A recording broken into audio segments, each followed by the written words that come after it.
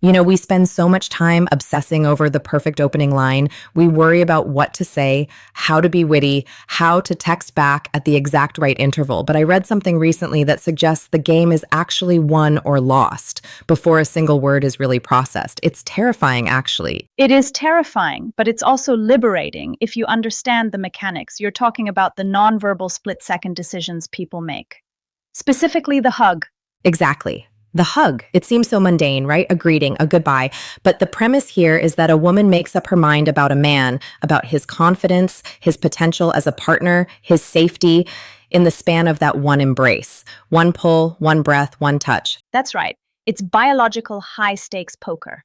And the scary part for most men is that they are folding their hand without even realizing they're at the table.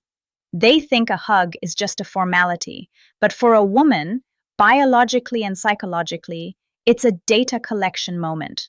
Her nervous system is asking, is he safe? Is he grounded? Is he desperate? And she gets the answer instantly. So let's break this down. We aren't talking about tricks here. We aren't talking about some manipulative pickup artist routine. This is rooted in evolutionary psychology. Correct. This is hardwired human biology. If you try to fake this without the internal intention, it comes off as creepy. But if you understand the 4 triggers we're going to discuss, it changes the entire dynamic. It moves you from the friend zone or the awkward acquaintance category into the potential mate category. Let's start with the first one. The source material calls it the anchor touch. Now, when I think of bad hugs, I think of the hover hand or the stiff pat on the back. The classic accountant hug. Laughs. The accountant hug. Exactly. Stiff arms, 2 little taps on the back, creating a triangle of empty space between your bodies. It's safe, it's polite, and it is completely devoid of passion. It's worse than devoid of passion. It signals insecurity. It signals that you are uncomfortable with your own body or hers. The anchor touch is the antidote to that. It's very specific. When you pull her in, you place one hand firmly right between her shoulder blades, dead center on the upper back. Why that spot? Is there something anatomical about it? Think about where you carry your stress. Where does the weight of the world sit? It's right there in the upper back and shoulders. When a man places a hand there, not wandering, not rubbing, but just landing with solid pressure, it sends a signal to her nervous system. It's a grounding wire. So it's about stability. Precisely. Evolutionarily speaking, women are wired to seek safety and protection. That's not a stereotype. It's survival instinct. When your hand is firm and stationary on that tension point, her subconscious mind says, he's got me, I can let go. It's a literal and figurative support structure. It's interesting you say stationary. I feel like a lot of guys think they need to be doing something, rubbing the back or moving the hand to show affection, but you're saying stillness is more powerful. Stillness is confidence. Fidgeting is anxiety. If your hand is wandering around, it feels tentative, or worse, it feels like you're trying to cop a feel. But a solid, unmoving anchor, that screams, I am here, I am solid, you are safe. It allows her to melt into the hug because she isn't wondering where your hand is going next. That makes sense. It creates a container for the interaction.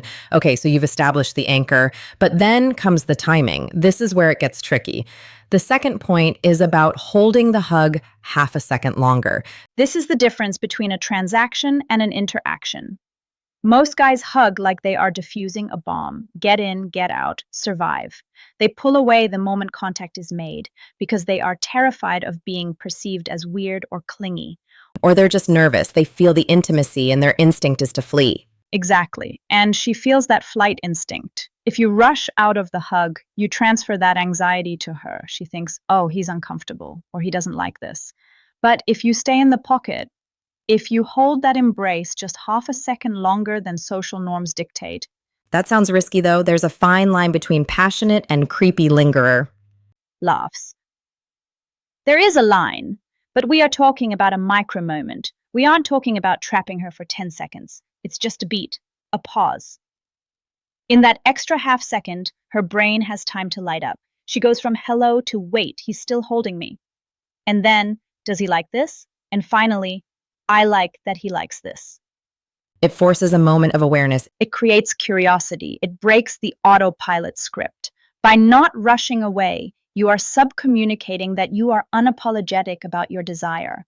You're saying, I want to be close to you and I'm not afraid of it. That level of certainty is incredibly attractive. It creates a warm flutter of validation in her gut. It's almost like you're claiming the space. You're not asking for permission to exist in her space. You're just inhabiting it. Beautifully put, you are inhabiting the moment. And that leads directly into the third trigger, which I think is the most underrated aspect of male attraction: the breath. The slow exhale. I have to admit, when I first heard this, I thought it sounded a bit too esoteric, like yoga class stuff. Does breathing really make a difference in a 5-second hug? It makes all the difference. In fact, it might be the most powerful physiological hack there is. Think about what happens when two mammals are in close contact. Their nervous systems begin to co-regulate. This is scientifically proven via mirror neurons. So if I'm holding my breath because I'm nervous, She will subconsciously tighten up. If you are tense, holding your breath, your chest is rigid. Her body detects that rigidity and interprets it as a threat or anxiety. She can't relax if you are a brick wall of stress. so the slow exhale is about forcing your own body to calm down, which then calms her down. Yes, you take a deep, controlled breath out while you are holding her. Your chest rises and falls against hers. You are triggering your own parasympathetic nervous system, the rest and digest mode. When you drop into that calm state, she literally sinks into you. I've heard women describe their dream guy energy as someone who just makes them feel calm. Like they don't know why, but they just feel at peace around him. That is exactly what this is. It's embodied masculine presence. You are the rock in the storm. When you exhale, you are signaling, there is no danger here. I am in control. And when a woman relaxes in a man's arms, the emotional bonding accelerates rapidly. Relaxation equals trust. Trust equals connection. And connection leads to desire. It's a chain reaction. And you kickstart it just by breathing out. It's wild how simple yet ignored that is. We ignore it because we live in our heads. We are worrying about what to say next. But if you get out of your head and into your breath, you force her to get out of her head and into her body. That's where attraction lives. Okay, so we've got the anchor touch for stability. We've got the extended time for intent. We've got the breath for emotional connection. Now we get to number 4, the cheek graze. This is the lethal one. This is the one that women won't admit out loud, but it absolutely scrambles their circuits. This feels like the most dangerous move. It requires proximity. It does. It requires you to be in the intimate zone. Here's the execution. As you begin to release the hug, that moment you're pulling back, you slightly turn your head so your cheek grazes against hers. Not a kiss, just skin on skin. No kiss. That's too aggressive. This is subtle. It's soft. It's almost accidental, but not quite. It's like you were about to whisper a secret into her ear, but decided to stay quiet. Why is this so effective? Is it just the texture of the skin? It's the location. The face is a deeply personal boundary. We let people shake our hands. We let friends hug our torsos. But we only let people we desire or deeply trust touch our face. By grazing her cheek, you are crossing a line. You are stepping out of the friend box and into the lover box. It plants a seed, doesn't it? It plants a massive seed. Because later that night, when she's alone, she's going to replay that moment. She'll ask herself, did he mean to do that? Was that an accident? Why did it feel so good? You've occupied her mind. You've created an open loop in her psychology. She cannot unthink the feeling of your face against hers. Suddenly, she's noticing your lips when you talk. She's standing a little closer. You have shifted the dynamic from platonic to charged. It's amazing how these 4 things layer onto each other. If you just did the cheek graze without the anchor or the calmness, it might seem erratic. But combined, It's a symphony. Let's look at the full picture. You walk in, you embrace her, you anchor your hand, boom, safety. You hold it a beat too long, boom, intent. You exhale slowly, boom, trust and relaxation. And on the way out, you graze her cheek, boom, desire. and the whole thing takes, what, 4 seconds? Maybe 5. But in those 5 seconds, you have communicated more than you could in 3 hours of dinner conversation. You've told her you are strong, you are safe, you are confident, and you are interested. It really highlights how much we overcomplicate dating with strategies and lines, when the reality is that attraction is this primal biological dance. We live in a very disconnected digital world. We are starved for real touch. We are starved for real presence. Most men are so disconnected from their own bodies that they treat a hug like a handshake. When a man comes along who actually knows how to embrace a woman, who can wrap her up and make her feel like the world has stopped for a moment, he doesn't have any competition. Because he's providing a feeling she can't get anywhere else. Exactly. People forget what you say, they forget what you did, but they never forget how you made them feel. That's the cliche, right? But in this context, it is literal biology. You are imprinting your presence onto her nervous system. I think there's also a lesson here about mindfulness. To do these 4 things, you have to be completely present. You can't be thinking about your phone or looking over her shoulder. That's the key. You cannot fake the slow exhale if you are mentally checking your email. You have to be there. And that presence is rare. It's a scarce commodity in the modern dating market. If you can offer genuine, grounded presence, you automatically stand out from the 99% of guys who are anxious, distracted, or performing. It's interesting to think about the societal shift. We are so careful now. Everyone is afraid of offending, afraid of crossing boundaries. Do you think that fear has made men worse at this? Absolutely. And look, boundaries are important. Consent is paramount. But there is a difference between respecting boundaries and being terrified of your own masculinity. A stiff, anxious hug isn't respectful. It's just awkward. A grounded, warm hug that makes a woman feel safe is actually the ultimate form of respect. It says, I am safe enough to be close to. That's a powerful distinction. Safety isn't about distance. It's about the quality of the proximity. Right? The anchor touch tells her she's safe with you, not safe from you. That is the energy shift. So for the listeners out there who are thinking, okay, I want to try this, but I'm worried I'll mess it up. What's the advice? Do you practice on everyone? Start with the breath and the anchor. Those are universal.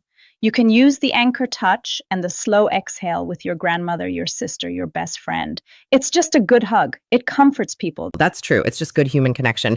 Then when you are with a woman you are actually attracted to, you add the duration and the cheek graze. That's how you calibrate. Don't go grazing your boss's cheek at the office Christmas party. Laughs, please do not do that. HR will be involved. Laughs, exactly. Context matters. But the foundation, the grounding and the breath, that should be your default state of being. It really comes down to intention.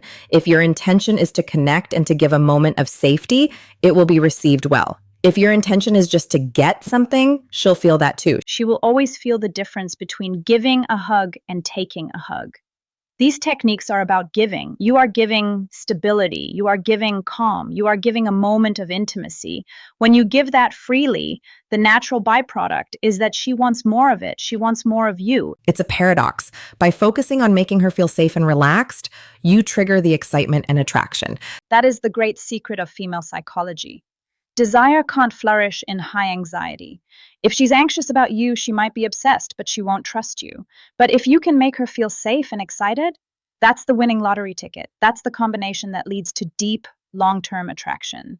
Well, we've certainly unpacked a lot from just a simple embrace. It makes you realize how much we communicate without ever opening our mouths. The body doesn't lie. That's the bottom line. You can script your words, but you can't script your energy. These 4 steps are just a way to align your energy with your biology. So next time you go in for that hug, remember, anchor the hand, hold the beat, exhale the stress. And if the moment is right, let that cheek graze.